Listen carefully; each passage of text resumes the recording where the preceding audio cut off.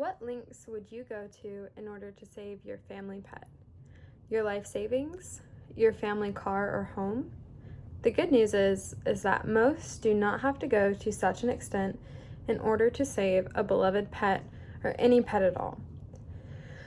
Many adoption agencies ask for a mere $1 a day donation, with some being less.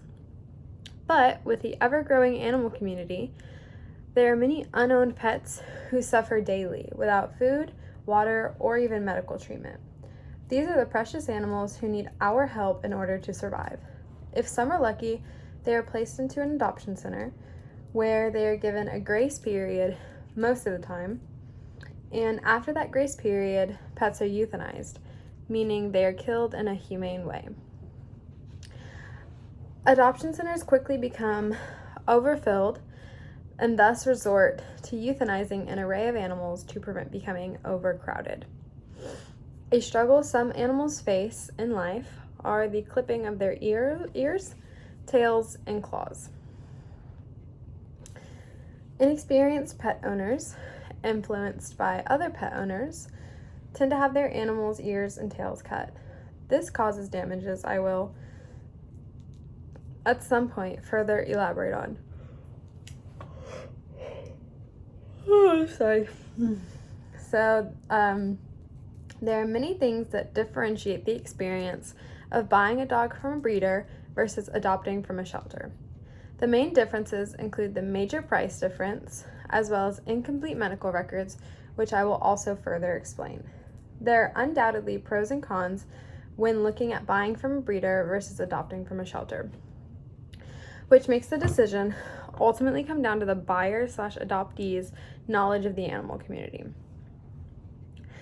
We've all seen the ASPCA, American Society for the Prevention of Cruelty to Animals, commercials on TV.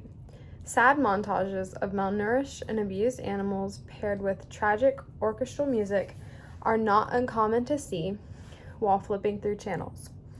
These commercials are dramatized and purposefully made to yank at one's heartstrings in order to inspire actual change in the animal community. Asking for donations in order to stay afloat, the ASPCA, which is a very well-known animal rescue organization, starts at 63 cents a day, and rates go up depending on one's financial stability or comfortability. ASPCA 2021.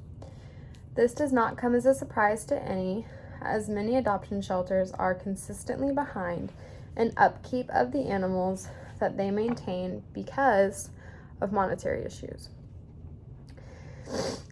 Seeking financial help from ordinary people helps to fund the animal community and make sure animals being brought into shelters are properly cared for. While the ASPCA is not a great animal rescue organization, it did pave the way for many others' existences. The ASPCA was founded in 1866 in New York and is the first humane society in North America. What followed are multitudes of more foundations, such as Animal Aid Unlimited, Humane Society International, and more. Since then, the treatment of household pets, reptiles, and even livestock has drastically improved. What hasn't improved is the population of the animal community. At any given moment, it is estimated that there are roughly 70 million stray animals in the United States of America. PepleCo 2020. The heartbreaking fact of this number is that more than half, if not the vast majority, of these animals will die of starvation, neglect, disease, or even by the hand of us through euthanizing them. While it is not expected for someone to be able to knock that number down solely by donating $1 a day, it is very much emphasized that supporting animal rescue organizations and their excursions to limit animal homelessness is one of the best ways to start. another way to help the animal community